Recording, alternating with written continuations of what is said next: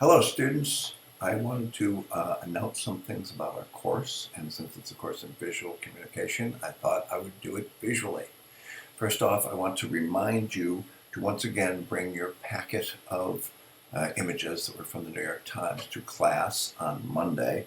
We'll use them, I think, at least one more time, and then you're going to get some new images because the New York Times just released in today's paper their travel issue, so we're going to have different kinds of images.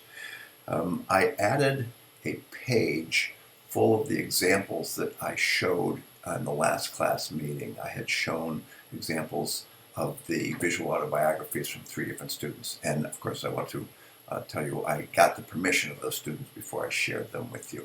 But I shared 4 examples, 3 by students, 1 by me. And each one is using a different tool. One was a Prezi, one was a picto chart, one was an InDesign, but then it was exported as PDF.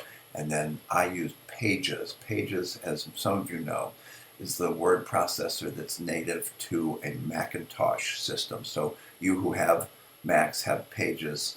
It is visually more nimble than Word. And so what I did was I used a template in Pages, and that helped me make it visual.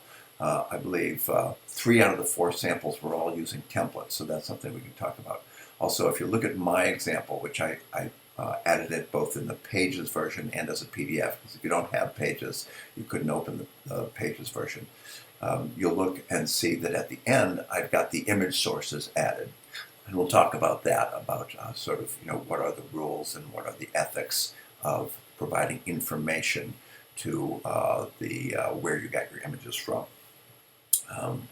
And then that Facebook story about bias in their trending section is just getting bigger and better. And so what I've done is I've added some more links in the news about visual communication module.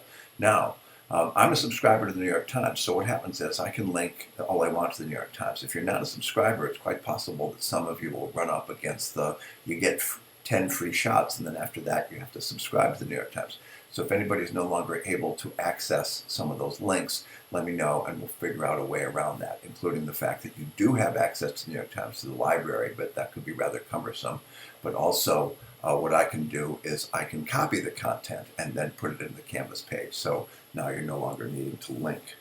And then was there anything else?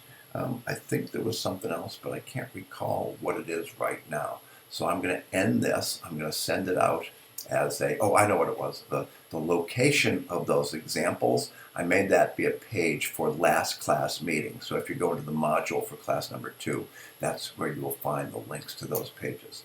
So this might be the end of the announcement. You know that you have a reading assignment, a writing assignment, and remember to bring your image samples to class on Monday, and I'll see you then.